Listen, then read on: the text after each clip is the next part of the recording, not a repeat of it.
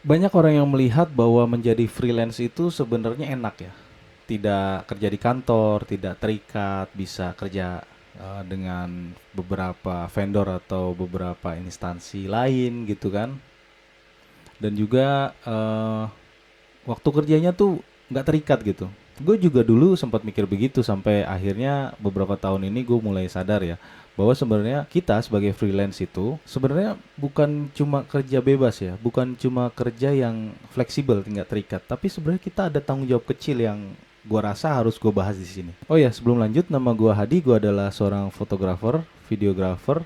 Ya, sekarang-sekarang ini lebih sering ngambil videografer ya, atau bisa orang bilang hybrid shooter yang akan nemenin lu membahas beberapa unek-unek yang sebenarnya gue doang sih yang mau ngomong gitu kan.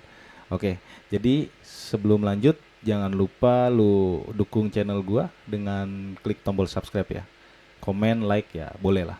Oke, kita lanjut untuk ke mindset yang pertama.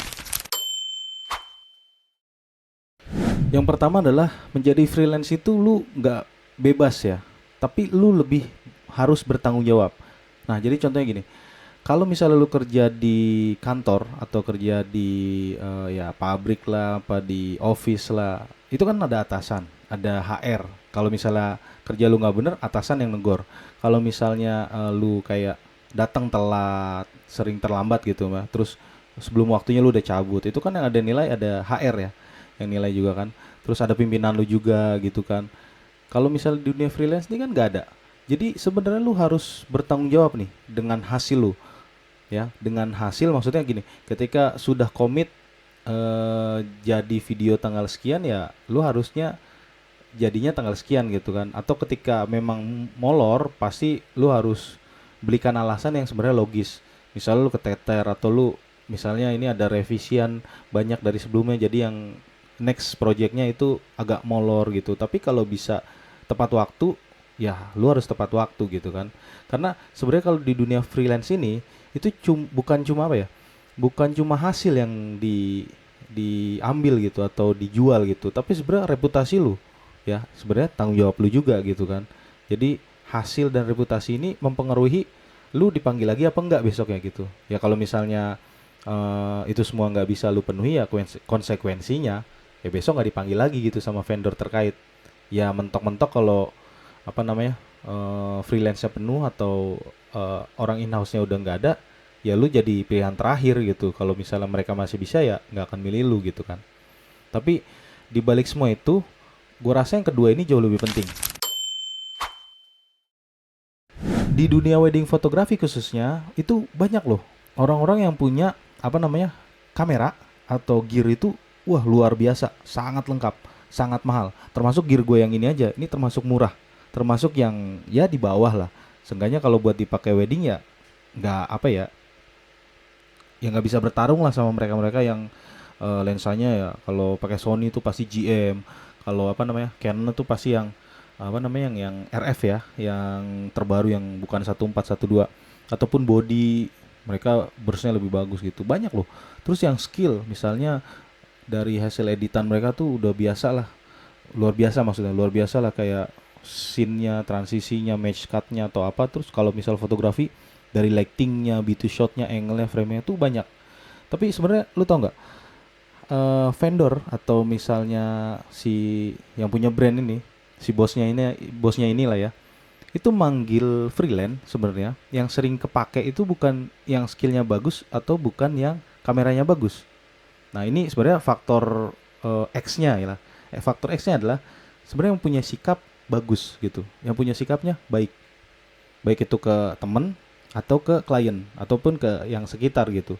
Maksudnya gini, dengan kita mempunyai sikap baik itu akan berdampak kan. Kita sebenarnya kalau di lapangan itu kita kerja, yang dilihat kan bukan hasil kita duluan, tapi yang dilihat adalah sikap kita kepada ya bapak ibu pengantinnya, entah dia ya sopan atau enggak kitanya gitu kan ke mereka, atau asik atau enggak. Biasanya sih kalau gue sendiri ya sukanya, gue suka ngebadut gitu lah, suka suka ngelawak gitu lah, supaya apa, di momen itu kan klien tegang, bapak ibunya juga mungkin tegang, entah ada yang kepikiran anaknya mau nikah atau apa, kan sedih gitu kan. Ya disitulah kita bisa mulai membangun keakraban. Misalnya kayak permisi bapak ibu, apa ya, apa sudah siap semua, terus kita ajak-ajak bercanda dikit, oh bapak kayaknya tegang banget daripada anaknya nih gitu kan, misalnya gitu kan, itu akan sedikit memancing tertawa kan, kayak gitu untuk menghilangkan tegang. Kemudian juga sebenarnya yang sering dipanggil itu adalah orang yang satu tepat waktu juga ya, yang tadi pertama punya sikap yang, oh yang kedua adalah yang tepat waktu juga ya, dan bisa kerjasama dengan timnya. Karena gua sebagai freelance itu gua nggak bisa beberapa case gua harus mau sama dia, enggak, kadang gue dibongkar pasang gitu, entar sama ini kan, itu harus memiliki chemistry atau kecocokan ya.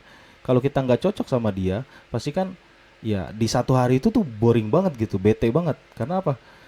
Ya lu moto sama dia gitu kan, dan lu juga istilahnya kalau mau apa, komunikasi juga kan kayaknya canggung gitu. Nah itu sebenarnya itu yang penting juga, kedua dan ketiganya. Dan hal-hal itu yang menurut gua sangat penting. Kenapa? Karena itu yang bisa membuat orang tuh nyaman kerja sama kita. Karena di dunia freelance itu sebenarnya kenyamanan atau kerja sama orang itu, rasa nyaman itu sangat penting gitu bagi gua. Dan setelah beberapa tahun ini gue juga ngelihat banyak orang yang kayaknya mulai sedikit tumbang ya, nggak banyak yang bertahan di dunia wedding fotografi ini atau videografi ini, karena faktor yang ketiga ini. Menurut gua faktor ketiga ini gua rasa ya sangat penting. Gue juga kadang nggak bisa menjaga hal ini, tapi gua terus kejar supaya hal ini jadi tertanam gitu ke diri gue, yaitu apa? Konsisten. Banyak orang yang pertama masuk di dunia wedding kayak gue nih semangat banget, terus menggelegar lah gitu, pengen cepet bagus, pengen cepet dibayar mahal, pengen cepet berhasil, pengen cepet apa ya, terkenal, apa ya, pengen cepat gearnya banyak gitu, mahal-mahal. Tapi sebenarnya ini tuh bukan lomba lari gitu, kayak sprint selesai, 100 meter selesai, 500 meter selesai, enggak.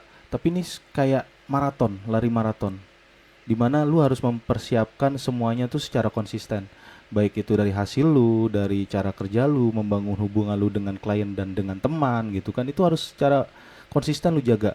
Kadang gue juga nggak konsisten gitu, kadang ngerasa burnout, capek, tapi gimana caranya gue bisa balik lagi agar apa, vendor ini atau teman-teman gue ini nggak kecewa gitu hire gue sebagai freelance as a videographer atau fotografer gitu kan. Jadi menurut gue konsistensi ini mungkin faktor yang sangat-sangat penting, yang dari tadi gue bahas mungkin penting, tapi ini bagi gue adalah yang sangat penting gitu. Karena banyak job ini datang bukan dari hasil kita sebenarnya, banyak dari rekomendasi temen. Kayak gue banyak dikasih, oh ya sama Bang Hadi aja, oh ini sama Bang Hadi aja, sama Bang Hadi aja gitu. Gue makasih banget sama teman-teman gue yang udah ngerekomendasin gue.